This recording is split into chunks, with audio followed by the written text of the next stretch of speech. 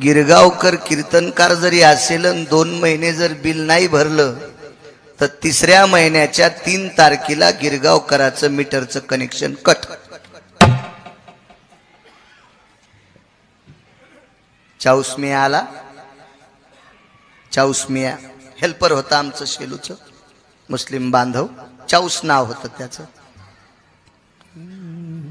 महाराज जी आपका मकान है?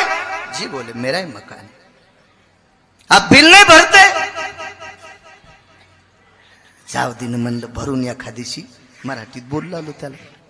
नहीं जमता बोले. इंजीनियर साहब ने बोले डिस्कनेक्शन कर दो. अरे म्हणलं मी महाराज आहे. ते म्हणला तुम्ही महाराज आहे, तुम्हाला कोणी संध्याकाळी पाकिट देते, पण मी तुमचं नाही ऐकलं की बाई मला नोकरी देत नाही, मला सस्पेंड करतील, मै लेकर कशा जोगू. त्यानं केलं कट. चाऊसमियानं गिरगावकराचं मीटर कट केलं. मीटर कट केलं.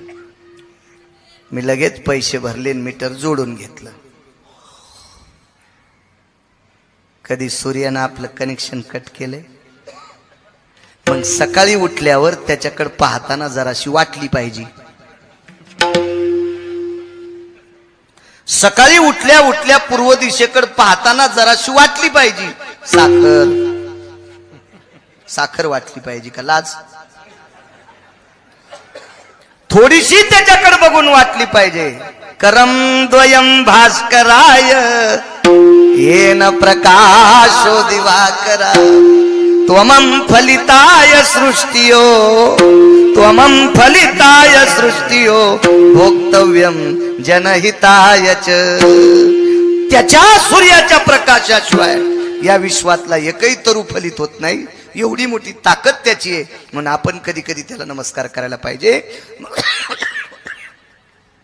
जगाला प्रकाश देणाऱ्या सूर्याचा रथ अरुणाने हाकलाय. हे सामान्य कर्ज आहे. आणि त्या अरुणाचा पुत्र जटायू. जटायू नामे विख्यातू मीरे कश्यपाचा नातू. मी कश्यपाचा नातू. पक्वाद वरी गेलीत का जरा? त्या अगोदरच वाजू लागले तुम्ही जोर जोरात. आवेशात आलं की होतंय तुमच्याकडून बी तसं एखाद्या वेळेस. विठाला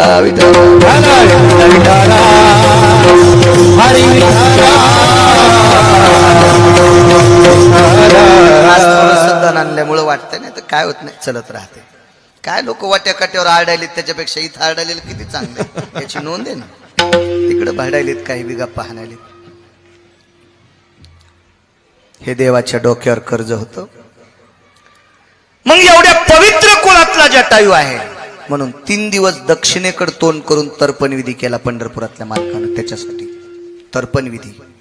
तर्पणविधी हा दक्षिणेकडे तोंड करून करावा लागतो. कारण पवित्र कुळात आलेला जटायू एका क्रोधी आणि काही वेळापुरत्या स्त्रीलंपट माणसाच्या हाताने याला मृत्यू आलाय. रावणाकडे व्याभिचार होता बरं. सीतेला स्पर्श करायची ताकद रावणात नव्हती, तरी पण रावणाला सीता आवडत होती. स्पर्श करायची ताकद का नव्हती महाराज? कारण सीताई साहेब ज्या ठिकाणी बसल्या ती जागा बऱ्याच दूरवर राम राम म्हणत होती. जेथ सीतेची वस्ती घडे राम राम स्मरती झाडे. मग रामाच्या व्यतिरिक्त सीतेच्या जवळ कोणी गेला की त्याचा काम शिल्लक राहत नव्हता. आणि ज्याचा काम शिल्लक राहत नाही त्याला सीता का गळ्यात बांधायची का? पण स्त्री लंपट होता. त्याचा भाव मात्र तिच्यावर होता, आवड होती त्याला, वासनिक होता तो. आणि अशा क्रोधी अविश्वासी महाराजाचं रूप घेतलं खोटं. अविश्वासी क्रोधी स्त्रीलंपटे आणि अशा पुरुषाच्या हाताने पवित्र नामधारकाला मरण आलंय. पवित्र कुळातल्या व्यक्तीला मरण आलंय. याचा पिंड यत मोक्षो गयो नारायणोस्ततेवचा. मी 27 वर्षापूर्वी कर्मकांड करायचो.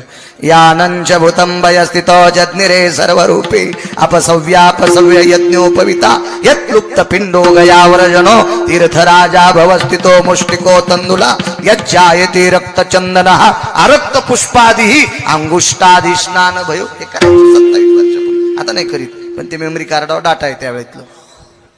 हे मंत्र जगाच्या मालकाने विद्वान महात्मे बोलून जटायू करता 3 दिवसाचा तर्पण विधी केला, दक्षिणेकडे तोंड करून. 3 जण सख्खे भाऊ, हे वाढव रे वाढव, पवन वाढव वाढव, गोड कर, आवाज कर, दे साऊंडला, दे मॉनिटरला दे आवाज. सख्खे 3 जण भाऊ, दोघायला एक मुलगा, एकाला काही नाही. सारखी जमीन, 70-70, 80-80, 90-90 एकर भारदस्त जमीन. पण ज्याला काही नाही तो मृत्यू पावला.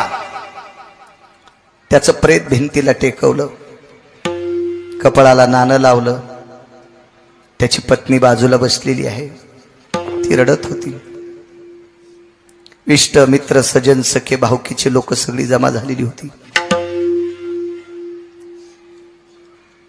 तेवढ्या अवकाशात भाऊकीच्या एका व्यक्तीने विचार केला, सगळी पाहुणी आली, प्रेत आता आंघोळी करता बाहेर काढा. मनोनी नाचे मागे मागे सांगतोय, जगाचा मालकाच्या डोक्यावर कर्ज आहे, मनोनी नाचे मागे मागे. आंघोळीला प्रेत काढा म्हणल्याबरोबर गावातल्याच एका व्यक्तीने विचारलं, गाडगं कोण धरणार, पाणी कोण धरणार, प्रेताच्या पुढे कोण चालणार, कोण शर्ट काढणार. गावातल्या प्रतिष्ठित व्यक्तीने सांगितलं, 2 भावायला 2 एक मुलगा आहे, तो पाजीन चुलत्याला पाणी. दोघा पुतण्यांना जवळ बोलवलं, नकार दिला, नकार दिला. गावात एक विद्वान व्यक्ती, प्रकाश बाबा तुमच्यासारख्या वयस्कर व्यक्तीनं बाईच्या कानात सांगितलं, माय एक बोलू, बाई वेळ तुझ्यावर वाईट आहे, तुझ्यावर बिकट प्रसंग आहे. कारण माझ्या पवित्र भारत देशात महाराष्ट्राच्या मातीमध्ये ज्या माऊलीच्या कपाळावर कुंकू मालवल्या जातं, तिचे 14 मान हरण केले जातात. त्याच्यातला पहिला मान आहे, मालकाचं प्रेत उंबऱ्याच्या बाहेर काढलं. मालकाचं प्रेत उंबऱ्याच्या बाहेर काढलं की गावातली एक विधवा स्त्री जवळ येते आणि तिच्या कपाळावरचं कुंकू पदरानं पुसून टाकते. पहिला मान जातो. दुसरे 2 मान आहेत, ज्या वेळेला प्रेत मशानभूमीत जाळल्या जातं, त्यावेळेला मशानभूमीतली माणसं घरी यायच्या अगोदर तिच्या गळ्यातली गळसरी आणि पायातले जोडवे काढून टाकतात. 14 पैकी 3 मान सांगितले. 14ची 14 मान ज्या स्त्रीचे हरण होतात, असं जिचं समोर दुःखाचं खड्ग, दुःखाचं थारोळ, दुःखाचं गाठोडं तिच्या बाजूला आहे आणि तिच्यावर 15वं संकट आहे, आपल्या मालकाला पाणी कोण पाहिजे.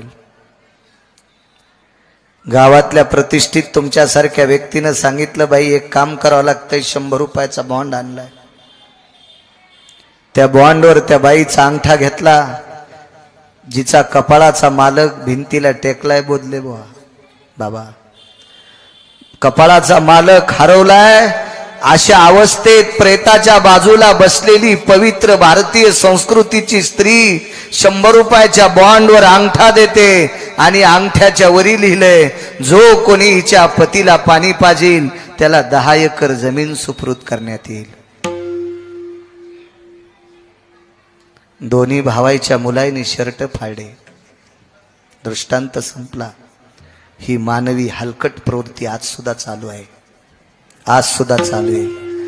अहो, चुलता बाप होऊ शकत नाही, पण बापाचा आधार देऊ शकतो. इतकी ताकद असते चुलत्यात, पण त्या चुलत्याची प्रॉपर्टी घेतल्याशिवाय पुतण्यानं पाणी पाजू नये, हा मानवी व्यवहार. मला सांगा, जटायूकडनं काय घेतलं प्रभू रामचंद्रानं? त्याच्या नावानं बँकेत पैसे होते, त्याला कुठे प्रॉपर्टी होती? नाही. तरी पण विश्वाच्या मालकाने स्वतः अंगुष्टादी भयो जला स्थितो गायम प्रेत सुसंस्कारेण स्तते वचम भडाग्नि भय जायते. माणसाला पेटवतात त्याला भडाग्नी म्हणतात. मशानी नेवोनी भडाग्नी देवोनी, हाग्नी जगाच्या मालकाने केलाय. हे कमी नाचणं झाले, कमी नाचणं झाले, कमी नाचणं झाले. योग असा आला पण विश्वाच्या मालकीनीवर आलेलं हे आबरूचं संकट दूर करण्यासाठी ज्यानं बलिदान दिलंय हे देवाच्या डोक्यावर कर्ज आहे आणि हे कर्ज उतरण्यासाठी देवानं बाकीचा विधी केलाय म्हणून मालक म्हणतात म्हणून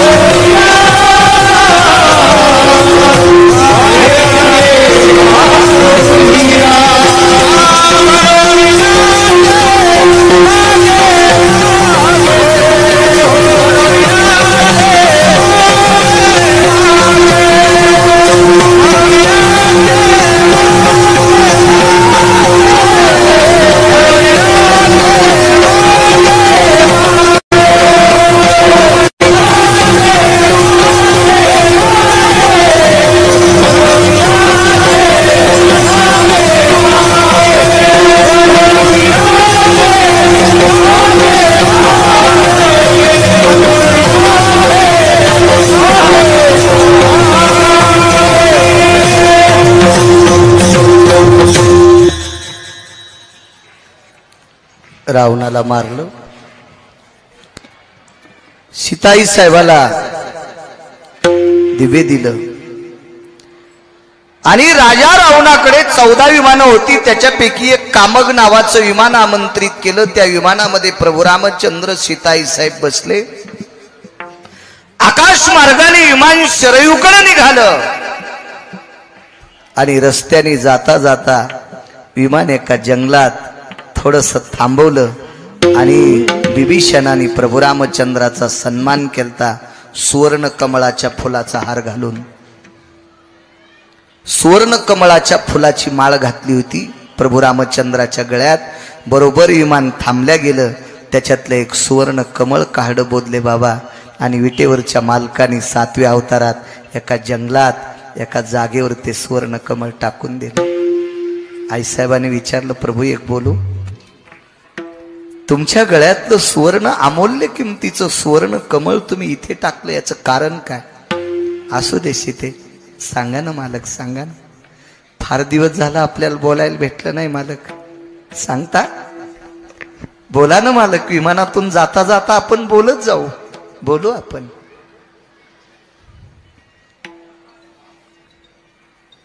सीताई साहेब होत्या त्या विमानात, चांगलंच बोलणार ना. मागच्या आठवड्यामध्ये 15 दिवसात मी तिरुपती दर्शनाकरता गेलो विमानात बसून. तर आम्हाला 3चं सीट होतं.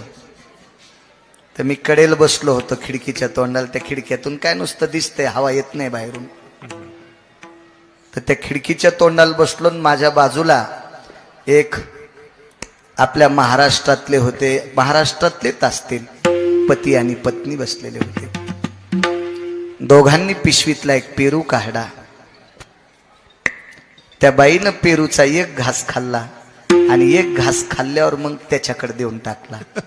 त्यानं एक घास खाल्ला, पुन्हा हिच्याकडे दिला. चाकू तर विमानात नेऊ देत नाही. त्यानं पुन्हा एक घास खाल्ला आणि पुन्हा तिचे जिथं दात लागतात का त्याच जागेवर याचे ओठ लागत होते. मी हळूच खुनखुनीला, असं का बरं? पण त्यांना मराठी कळत नव्हती. कालांतरानं माझ्या लक्षात आलं, विमान पटकन उतरावा नाही तर यांच्या पापानं वरची वरी जळायचं. म्हणजे बायकोच्या तोंडातला उष्टा पेरू खाणाऱ्या अवलादी वरी बसत्यात, वरी वरी ह्या इटापरायच्या विमानात. ते कामग नावाचं विमान होतं, कामग नावाचं विमान. त्या विमानामध्ये आईसाहेब बसल्या, माझी जगाची मालकीने, माझी विटेवरची मालकीने. आणि मालकिनीने विचारलं, प्रभू एवढं मोठं अमूल्य किमतीचं सुवर्ण कमळाचं फूल एका महात्म्याच्या, एका अधिकारी व्यक्तीच्या गळ्यात घातलं होतं, तर त्यानं ते माळ हत्तीच्या गळ्यात घातली होती. भागवतात गोडसा प्रसंग आहे, त्याचं फार वितंडवाद झाला. आणि एका पवित्र नामधारकाने तुमच्या गळ्यात घातलेलं सुवर्ण कमळाची माळ, त्याच्यातलं एक फुल तुम्ही जंगलात फेकता. बिभीषण हा भजने होता. तुका मने अग्नी झालासे शीतळ आणि प्रतापे सबळ नामाची. बिभीषणानं नामाच्या बळावर त्याचं घर जळू दिलं नव्हतं, हे तुकोबराय म्हणतात. ती आरती बिभीषण हा नामधारक आहे. आणि भजने अधिक राजा आहे, वारकरी अधिक राजा आहे. आणि अशा राजानं केलेला सन्मान, त्याच्यातलं फूल तुम्ही जंगलात का टाकलं? तर भगवंतानी विमान स्थिर केलं आणि सांगितलं, सीते मी सांगितलेलं वाक्य हे गोड गोड गोड, तुला ऐकण्याची मानसिकता आहे, क्षमता आहे, ती अवस्था आहे तुझ्यात? सांगा मालक सांगा. ऐक ना सीते, ज्या वेळेला एका पर्णकुटीत तू असताना तुझं हरण कोणी केलं? रावणाने. बघ तुला मदत कोण केली? एक न एक चित्र बोधले बाबा. सीता आईसाहेबाच्या ध्यानात आलं आणि आईसाहेब सांगत होत्या, मालक एक पक्षी होता, मालक एक पक्षी होता, त्या पक्षाने निष्ठुर रावणाच्या तावडीतून वाचावा, मी त्याच्या जाचातून मी मुक्त व्हावा, याच्याकरता मालक त्या पक्षाने स्वतःच बलिदान दिलंय. मालक त्या निष्ठुर रावणानं त्याचे पंख तोडलेत. विटेवरच्या मालकाने सांगितलं, सीते जो जटायू तुझ्या चारित्र्या करता, तुझ्या आबरू करता ज्यानं स्वतःचा प्राण त्यागला, तो इथेच मृत्यू पावला होता. त्याचा अंत्यविधी या स्थळावर केला सीते, या स्थळावर केला.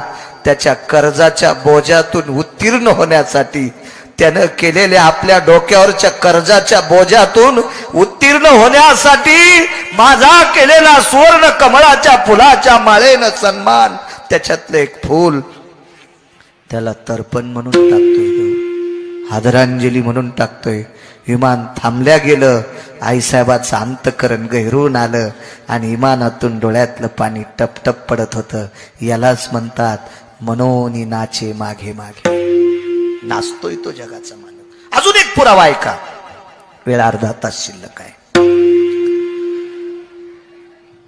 युद्ध चालू असताना मी तुम्हाला सांगितलं होतं, एका पक्षाचं आणि एका वानराचं कर्ज सांगेल. पक्षाचं कर्ज ऐकलं, याही कुळातलं 5 मिनिटात कर्ज सांगेल. एक वानर आहे, त्या वानराचं नाव आहे गंधमादन. गंधमादन नावाच्या वानराने भगवान प्रभू रामचंद्राच्या आणि रावणाच्या युद्धामध्ये प्रभू रामचंद्राच्या पक्षाकडून ध्वज धरायचं काम केलं. जसं आपल्या दिंडीमध्ये पताका असती पताका, तशी युद्धाला एक ध्वज असतो. आणि युद्धातला ध्वज हा प्रत्येक व्यक्तीचा वेगळा वेगळा. महाभारतातले ध्वज पा, कर्णाचा ध्वज वेगळा, भीष्माचार्याचा ध्वज वेगळा, अर्जुनाचा ध्वज वेगळा, भीमाचा ध्वज वेगळा, नकुलाचा ध्वज वेगळा. प्रत्येक राजा महाराजांचे ध्वज वेगळे, द्रोणाचार्यांचा ध्वज वेगळा. अशी एक धर्माची पताका होती. पण प्रभू रामचंद्राच्या पक्षात एकच ध्वज होता, तो भगव्या रंगाचा ध्वज. आणि तो ध्वज गंधमादनाच्या हातात होता. इतकं चंचळ, इतकं चपळ, इतकं तापड वानर ते. लहान्या मालकाने एके दिवशी शब्द टाकला, म्हणजे लक्ष्मणजीनं, का रे हे गंधमादन, तू एवढा उड्या मारतो, पण लक्षात ठेव या धर्मध्वजावर तुझं किती प्रेम आहे, प्राणापेक्षा जास्त. ते गंधमादन वानर म्हणे, लहाने मालक, एक तर मी तुम्हा दोघांचा भक्त आहे. वानराचं वाक्य ऐका, प्रभू मी तुम्हा दोघांचा भक्त, एक पुरावा. आणि दुसरी गोष्ट, तुमच्या सारख्याचे पाय सापडले ही भगवान शिवशंकराची कृपा आहे. मारुतीराय कोण होते? ध्वजस्तंभावरी वानरू ते मूर्तिमंत शंकरू देशमुख साहेब. प्रत्यक्ष शिवशंकर मारुतीराय आणि अशा मारुतीरायाची करंगळी धरून आम्हाला तुमचे पाय बघायला भेटलेत. एवढ्या मोठ्या पठ्ठ्याचा आशीर्वाद आहे आमच्या पाठीमागं. काय आम्ही सामान्य आणि झेंडा धरायची ताकद आमच्यात नाही, इतकं चपळ वानर. पण कर्म नो गहनो गती. एके दिवशी एका राक्षसाने बाण मारला. विठ्ठला विठ्ठला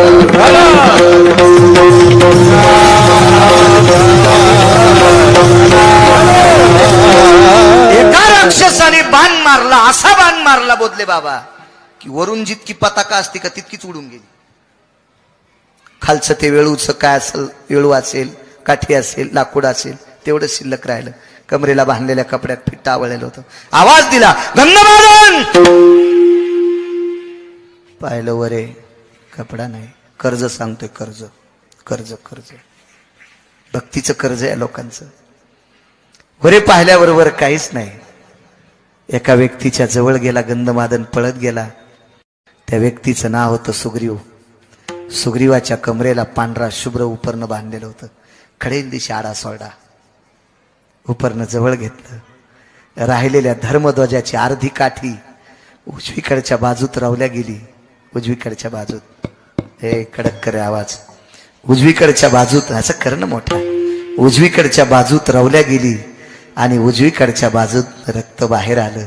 आणि ते बाहेर निघणारं सगळं रक्त त्या पांढऱ्या रुमालानं पुसून काढलं आणि पांढरा शुभ्र रुमाल लालबुंद केला. त्याची घाट त्या लाकडाला मारली आणि लक्ष्मणजीला सांगितलं, लहाने मालक बघा धर्माची ध्वजा. सामान्य कर्ज असेल बापू, सामान्य उपकार असेल, कशात मोजता येईल कर्ज. आणि कुंभकर्णाच्या लक्षात आलं बेट फार शहाण आहे. एके दिवशी त्याच्या बाजूचे जेवढे वानर होते तेवढे कुंभकर्णांना असे वढीत राहिला, वढीत राहिला, वढीत राहिला. त्याच्यासोबत गंधमादन सुद्धा आतमध्ये गेला. गंधमादन एवढा अधिकारी, एवढा अधिकारी, एवढा अधिकारी. गंधमादन आणि मधल्या सगळ्या वानरांना सांगितलं, अरे पळकुट्यांनो, भेकाऱ्यांनो, रामप्रभूचे भक्त आहोत आपण, लखनलालजीचे भक्त आहेत आपण.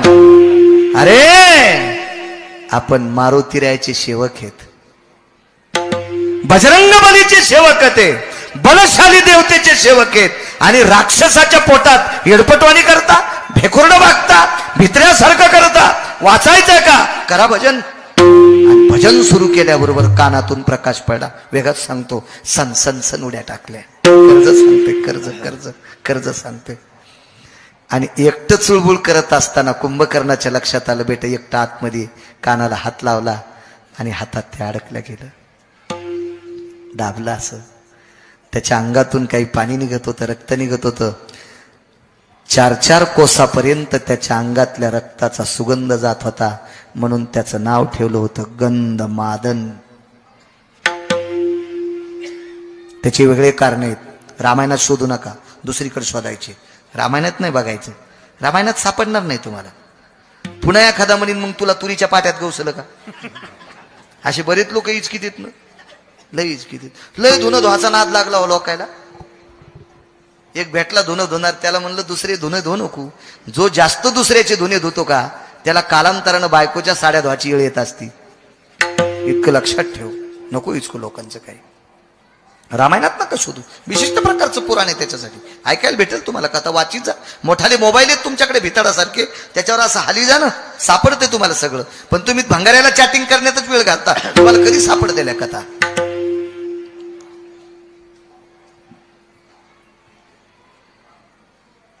दाबल्याबरोबर त्यानं सांगितलं, रावण म्हणतो का, नाही म्हणणार. एकदा तरी म्हणतो का, अर्ध्यांदा पण बनित नाही. बऱ्यापैकी वाद झाला आणि मग त्यानं करकर करकर करकर गंधमादन दाबला. रक्ताच्या चिळकंड्या तोंडावर उडाल्या. प्रत्येक थेंबातून राम नामाचा ध्वनी निघत होता. रागाच्या भरावरीमध्ये तो हाडा मासाचा पुंज फेकून दिला. पण कुंभकर्ण तितक्यानं थांबला नाही. भरका हात घेतला आणि भरलेला रक्ताचा हात घेऊन रावणाच्या दिशेनं पळाला. आणि रावणाच्या कर्ज सांगतोय, रावणाच्या कानाला त्यानं रक्तानं, वानराच्या गंधमादनाच्या रक्ताने भरलेला हात रावणाच्या कानाला लावला. तर रावणानं जोरात हात झटकला आणि खड्ग काढलं. कुंभकर्णाचा हात तोडणार तेवढ्या अवकाशात आदळला. दादा, हात काय तोडतोस माझं?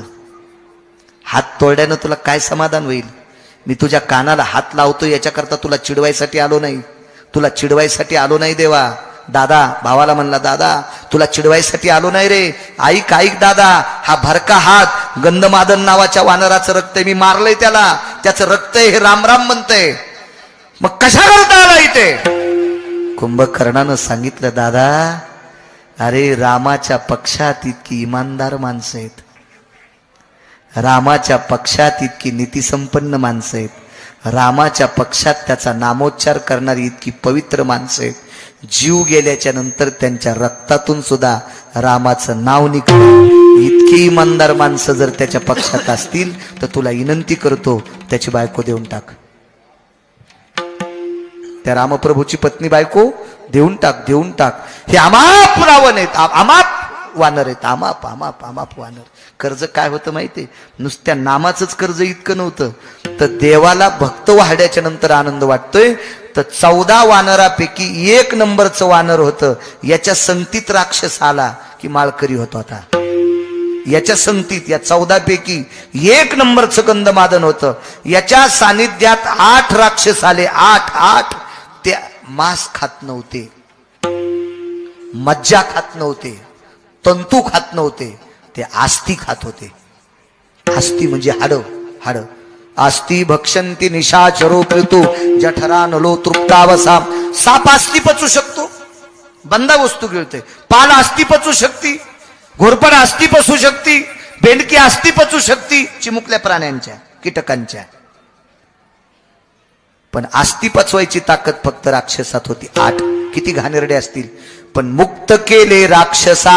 या राक्षसांना सुद्धा मुक्त करण्याची ताकद गंधमादनाच्या भजनात होती. सामान्य कर्ज आहे काय? नामाचं कर्ज असेल देवाच्या पाठीवर. एक जण म्हणला भजन केल्याचं कर्ज असतं का? मूर्ख आहेस तू. आयुष्यभराच्या श्वासा इतके मोजिले दाम, बाई मी विकत घेतला. आयुष्यभर भजन केलं 2 बायकांनी, 6 बायकांनी. त्याच्यातली दोघीचे नाव सांगतो. एकीचं नाव मीरा आहे, एकीचं नाव राधा आहे. जीवनभर ते श्वास घेतला, त्या श्वासाच्या बदल्यात भजन केलं, तर भजनाच्या बदल्यात देव प्राप्त झाला. काय देऊ? तर राधेनं सांगितलं काहीच देऊ नको.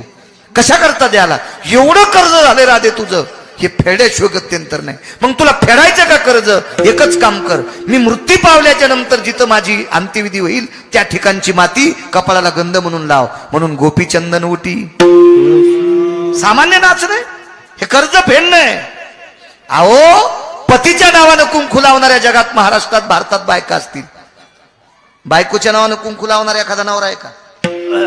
जगात एकच आहे, तो जगाचा बाप आहे, विटेवरचा मालक. राधेच्या अंगाची माती कपाळाला लावतो. कर्ज आहे, आयुष्यभराच्या नामाचं कर्ज आहे. हा वानर ज्या वेळेला गंधमादन फेकून दिला, रात्रीच्या समयाला मारुतीरायाच्या पायावर येऊन गोळा पडला. उचलला तो गोळा. कर्ज सांगते म्हणून नाचे मागे मागे. तो गोळा उचलला बोधले बाबा, आणि तो गोळा प्रभू रामचंद्राच्या हातात दिला. जगाच्या मालकानं डोळ्यातल्या पाण्यानं तो गोळा धुतला आणि समाधी दिली. आणि बिभीषणाला आवाज दिला. बिभीषण म्हणून द्याला नाही, बिभीषण म्हणून द्याला नाही. रावण मरेपर्यंत पंढरपुरातले मालक, मी दुपारीच सांगितलं, रावण मरेपर्यंत पंढरपुरातल्या मालकांनी मरायच्या अगोदर बिभीषणाला राजे नावानं बोलवलं. राजे नावानं. कारण बरेच लोक बिभीषणाला सांगणारे होते, तू प्रभू रामचंद्राच्या पक्षात गेलास आणि रावण मेल्यावर जर तुला नाही लंका दिली तर. असे इचकिणारे बरेच लोक असतील. म्हणून इचकिणाऱ्याचा ठाव ठिकाणा लागू नये म्हणून प्रभू रामचंद्र प्रत्येक वेळेला बिभीषण राजे म्हणत होते. या राजे. बिभीषणाला जवळ बोलवलं, त्याच्या हातावर पाणी दिलं आणि संकल्प सोडला, सुतुळीचा तोडा सुद्धा लंकेतला नकोय, फक्त या वानराची समाधी सोन्याची करून टाक. मंत्र्याची तरी आहे का आपल्या भारतात? सोन्याची समाधी. सोनं असेल त्यांच्याकडे किती, असे बंगले तयार होतील इतकले पैसे असतील त्यांच्याकडे, पण समाधी आहे का सोन्याची? या भारत देशात नव्हे, पृथ्वीवर जितके देश आहेत या पूर्ण देशामध्ये फक्त पाला खाणाऱ्या वानराची समाधी सोन्याची. समाधी लंकेत केली. मग प्रभू रामचंद्र घरी गेले आणि घरी गेल्यावर कालांतराने एके दिवशी एक पत्र आलं. ते पत्र होतं दुःखाचं. म्हणजे मृत्यूचं पत्र नव्हतं बोधले बाबा, दुःखाचं पत्र होतं. कर्ज सांगतोय, कर्ज कर्ज, किती नाचतोय देव, किती नाचतोय देव, किती नाचतोय. हे नामाचं कर्ज आहे. आता पुढे बघा, म्हणून नाचे मागे मागे, किती नाचतोय बघा. मग हे पत्र आल्याच्या नंतर ते पत्र पाहिल्याबरोबर प्रभू रामचंद्र थोडे खिन्न झाले. काय पत्र होतं? लंकेमध्ये आवर्षण पडलं होतं. आवर्षण म्हणजे पाऊसच नव्हता. जिंच्या पॅन्टीवाल्याला कळणार नाही आवर्षण, पाऊसच पडला नाही. आणि बिभीषणानं विचारलं, पाऊस नाही आमच्याकडं, तिथं पाण्याला कमी होती का?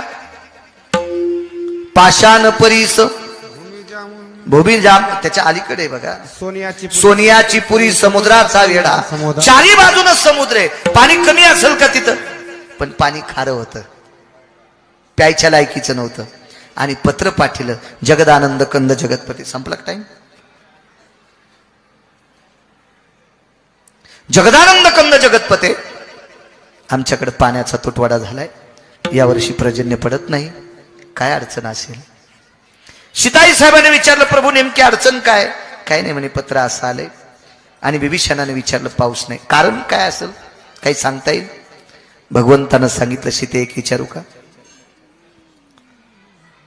मला ह्या राक्षसाला विचारावं लागेल, जो पत्र घेऊन आलाय त्याला विचारलं, का रे, मागच्या 9 महिन्यापूर्वी गंधमादनाचा समाधी उत्सव होता, समाधी सोहळा होता, पुण्यतिथी सोहळा होता, हा तुमच्या राजानं केला का? त्या राक्षसानं सांगितलं, मागच्या 9 महिन्यापासून एकही समाधी उत्सव किंवा समाधी सोहळा आमच्या लंकेत झालेला नाही. पत्राच्या पाठीमागून लिहिलं बोधले बाबा, पत्राच्या पाठीमागून लिहिलं, राजा, अरे राजा, मी ते स्वतः मृत्यू पावल्याच्या नंतर त्याच्या रक्ताचे थेंब माझं भजन करतात, अशा पवित्र वारकऱ्याची समाधी तुझ्या गावात केलती. आणि त्याच्या समाधीची पूजा म्हणजे माझं तुझ्यावर वजन आहे, त्याच्या समाधीची पूजा म्हणजे माझा आशीर्वाद आहे तुला. आणि तू समाधीचं वरती समाधी सोहळा केला नाहीस. लिहिलं खाली. घरी पत्र आलं, आणि पत्र आल्या म्हणून नाच्या, किती नाचतोय देव. निसर्ग नाचणे म्हणजे देव नाचणे, निसर्ग नाचणं म्हणजे देव नाचणे. आपल्याला पाऊस कमी पडणे म्हणजे देवानं कमी नाचणे. देवाची आपल्यावर अवकृपा आहे असं समजिने. यावर्षी झाली आपल्यावर अवकृपा. मग ते पत्र आल्याच्या नंतर पत्नीला सांगितलं, स्नान घेऊन सगळं समुद्र स्नान केलं, घरी आले, ताटं भरली, पूजेचं साहित्य भरलं, पंचगव्य भरलं, दही दूध साखर तूप लोणी सगळं भरलं, आणि गंधवादनाची समाधीची पूजा केली, फुलाची आरास केली. दिवस होता चैत्र महिन्यातली तृतीया. वाक्य नीट ऐका सज्जनांनो, रामायणात शोधू नका हा पुरावा, रामायणात शोधू नका. रामायण पाहिल्यावर नाही सापडा तर मला शिव्या देतात. त्याच्यामुळं नंतर कोणी वकालत करण्यापेक्षा आताच वकालत करतो. रामायणात शोधू नका, विशिष्ट प्रकारचं पुराण पहा, मग कळल तुम्हाला. ती तिथी होती बोधले बाबा चैत्र महिन्यातली तृतीया. चैत्र महिन्यात पाऊस असतो का? आणि या चैत्र महिन्यातल्या तृतीयेच्या दिवशी गंधमादनाच्या समाधीचा उत्सव लंकेचे राजा विभीषण यांनी केला. आणि त्या वेळेला समाधीतनं ध्वनी निघाला, जगदानंद कंद जगतपते,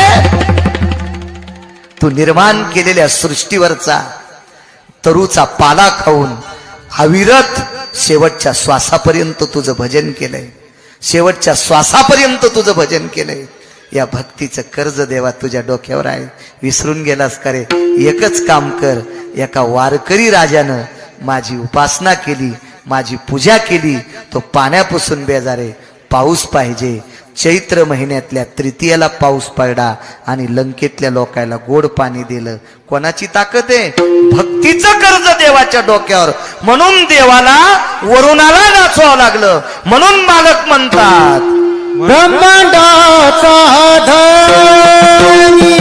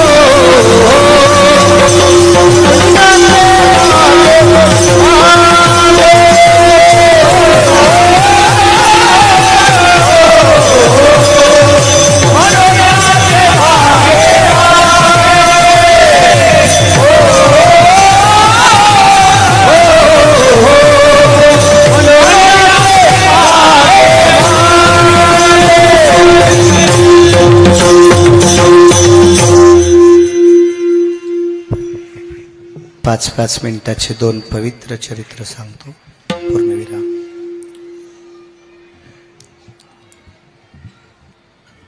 तुमच्या घराण्यात, या पवित्र वारकरी घराण्यात एक सात्विक स्त्री जन्माला आली. खूप सात्विक. 2 सात्विक स्त्रियांचे कर्ज सांगतो तुम्हाला. पूर्णविराम.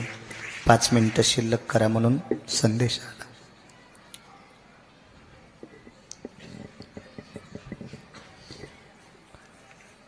या पवित्र घराण्याची परीक्षा पाहण्यासाठी विटेवरचा मालक आलता. 2 स्त्रियांचं सांगतोय. पुराणातले 2 कथन सांगितले. कलियुगातल्या वारकरी संतांचं चरित्र ऐका.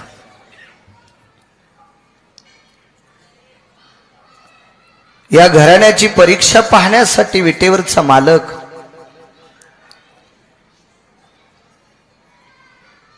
वारकऱ्याच्या रूपात आहे, साधूच्या रूपात आहे, महात्म्याच्या रूपात आहे, योगी तप्याच्या रूपात आहे. अशी परीक्षा, या पवित्र कुळातली परीक्षा जशी झाली तशी कानुराज पाठकांच्या घरी सुद्धा परीक्षा विटेवरच्या मालकानं घेतली. असाच पुरावा तिथला पण. अशीच परीक्षा मंगळवेढ्याच्या मालकाकडे पण घेतली. कितीतरी सांगता येतील अशा, कितीतरी. वेळेचं बंधन आहे. माणसं जेवायची एवढा मोठा समुदाय. सद्गुरु रामचंद्र महाराजांचा हा प्रसाद आहे, बोधले महाराजांचा प्रसाद आहे. एका पवित्र नामनिष्ठ परंपरेतला प्रसाद आहे. घरी आल्याच्या नंतर अतिथीच्या रूपातला जगाचा मालक आहे. या पवित्र कुटुंबातल्या पुरुषांनी पाय धुण्यासाठी पाणी दिलं, बसण्यासाठी आसन टाकलं. एका कीर्तनात फार गोड बोलून गेलेले, आज वेगात सांगतो थोडस. शमकुशल विचारलं, आवाज दिला, आमच्याकडे प्रसाद घेऊन जा. जी काही हरकत नाही. आवाज दिला, लक्ष्मी जी. महाराज मंडळी आहेत, वारकरी आहेत, पुरणपोळीचा स्वयंपाक करा ना. आईसाहेबांनी पुरण घातलं. त्यावेळेला गॅस नव्हता बोधले बाबा. पुरण चुलीवर शिजलेलं होतं. बरं, चुलीवर गॅस नसून त्या काळात पुरण पात्र सुद्धा नव्हती. पुरण हे पाट्यावरुट्यावर वाटल्या जायचं. 14 पदार्थांनी पुनीत असणार ते पुरण. त्याच्यात जायफळ घातलं. त्या काळात गुळाची पोळी प्रसिद्ध असायची. आजही जुन्यावर आलेत माणसं. पूर्वीच्या काळात गुळाचा चहा पित असणारी गरीब माणसं होती. लोक म्हणायचे भिकार चोट येते, गुळाचा चहा प्याले. आणि आता ज्याला 50 लाखाची गाडी येते, गुळाच्या चहापाशी थांबत. काळ बदलला. काळ कोणाच्या बापाची जहागिरी नाही. दर 35 वर्षाला बदलत असतो, बदलत असतो काळ.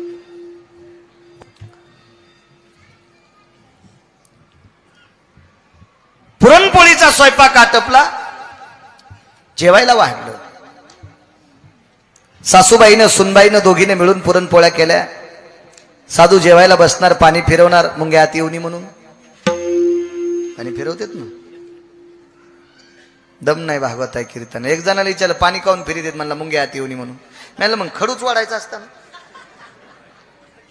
खडू वाढल्यावर पुन्हा झुरळ बी आली नसते. मुंग्या तर लांब सोडून द्या. पाणी फिरवलं, श्लोक म्हटला. श्लोक म्हणण्याच्या सुद्धा पद्धती आहेत. आपल्या संप्रदायाची फार गर्भित पद्धत आहे गोडशी श्लोक म्हणण्याची. पण हल्ली काही पांचट आहे ना, ती पांचट करून टाकली. काही लोकांनी श्लोक म्हणल्यावर पांचटपणा पण लाजायलाय. इतके घाणेरडे श्लोक म्हणतात काही पांचट. त्याला लाज वाटत नाही. आपण वारकरी संप्रदायातल्या पंक्ती श्लोक म्हणायलो, किती गोड श्लोक म्हणायला पाहिजे. राम लक्ष्मण हे दोघे बंधू, जेवायला बसले दही भात लिंबू. दही भात खात जावा. पण दह्याहून भाताहून पुन्हा लिंबू का? आयुर्वेद मान्य करीन कायला? जेवता जेवता अपमान झाला, ताटात उंदीर रिकामी जागा करून गेला. काय उंदराची मायवेली त्या दोघांच्या ताटात लगी करायला? लक्ष्मण कोणाचा अवतार? शेषाचा. सर्प कोणाचे लेकर? त्याचे. आणि शेषाच्या ताटात उंदीर लगी करू तू म्हणल्यावर म्हणणाऱ्याला कोणाला आकडाने हाणायला पाहिजे? पांचटपणा सुद्धा लाजायला आहे. श्लोक असावा, अन्नपूर्णे महापूर्णे पूर्णाय पूर्ण मुच्यतेना जठरानलो तृप्तावसायम जठरार शांतिरस्ततेवचम भोक्तव्याम सर्वस्थितो पूर्णान्मित्य भयानानाम येन मोघोत्तर सर्वस्थितेषु यत्पारणेर शुद्ध जयानाम रसना सगर्भेषु फलितं नामने नामने नामने गोविंद उवाच. असे काहीतरी श्लोक म्हणावं लागते ना. काही श्लोक. लाल दोऱ्याचं काढीन पाणी तुला टांगीन बेंडकुळीवाणी. यम कुठं कुठं हानीन याचा मेळ लागायचा नाही. इतकी लाल करीन सरांग. नाही नाही, अभद्रपणा नाही. हा संप्रदाय लय मोठा संप्रदाय, एवढा श्रीमंत संप्रदाय. जगाच्या पाठीवर बाकीच्या संप्रदायाला मी नाव ठेवणार नाही, पण वारकरी संप्रदायासारखा श्रीमंत संप्रदाय अजून इतकी पुस्तकं वाचली अजून नाही सांगतो. अहो, एखाद्या संप्रदायाचं गाव सोन्याचं असेल, एखाद्या संप्रदायाचं मंदिर सोन्याचं असेल, एखाद्या संप्रदायाच्या मंदिरातला देव सोन्याचा असेल, पण असा एकच संप्रदाय ज्या संप्रदायातला तरू सोन्याचा आहे. जयाची द्वारी स्वर्णाचा पिंप. काय संप्रदाय! अशा भारदस्त संप्रदायातल्या लोकांनी घाण. बायकांनी भजन करत जा, माझ्या माईंनो भजन करत जा भजन. पण तुम्ही तुमच्यात, तुम्ही श्रीमंत परंपरेतले आहात, श्रीमंत परंपरेतले आहात तुम्ही. कारण मी म्हणत नाही, माझ्या वारकरी संप्रदायानं तुम्हाला इतकी उंची दिली, ज्या घरी कुलस्त्रिया राज्यराणी व संपत्ती. भजन करत जा. पण गाथ्यातले म्हणी जाणं बेल वाया गेले ग बाय भाई, तिकडेच घसरून मेले. उलथी नाही व्हायचीच का? पुरात वाहून जाशील असं काही बी म्हणल्यावर.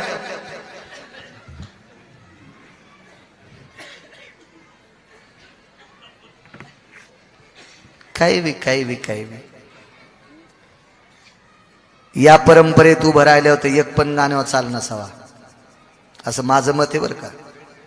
काही ठराविक परंपरा आहेत महाराष्ट्रात, या परंपरेतल्या कीर्तन चालू असताना एकही गाण्यावरली चाल नसावा. ही मर्यादा ह्या परंपरेतल्या वारकऱ्यांनी सांभाळली पाहिजे. परंपरा आहे फार मोठी. कारण आम्ही काल आलो. मी याच्याकरता कौतुक करतोय परंपरेचं, कारण या परंपरेने ह्या 5-10 परंपरा आहेत ना आपल्याकडे उत्तरेश्वर बापू, ह्या परंपरेनं परमार्थ अलीकडे आणला, म्हणून तुमच्या माझ्या सारख्याला परमार्थ करता आलाय. हे उपकार आहे त्या परंपरेचे, उपकार आहे त्या परंपरेचे. अहो, ज्ञानोबाराय तुकोबारायच्या सोहळ्यात गर्दी आपली आता आहे, आता गर्दी आहे. या 10 वर्षात आपली गर्दी आहे. 300 वर्षापासून यांची गर्दी पांडुरंगापाशी आहे. किती मोठी परंपरा असेल आपली. आता गर्दी सुखसोयी झाल्या म्हणून. त्यावेळेला काय सुखसोयी होत्या? मी 27 वर्षापूर्वी जात होतो, 28 वर्ष झाले आता. 28 वर्षापूर्वी जात होतो त्यावेळेला एक ट्रक होता आमच्या पुरुषोत्तम मालकाच्या दिंडीत. एक ट्रक, सगळं त्याच्यात टाकायचं, रावट्या काढून घ्यायच्या, काट्या जमा करायच्या. देवाच्या तंबूपाशी राखेल भेटायचं, एका व्यक्तीला 1 लिटर.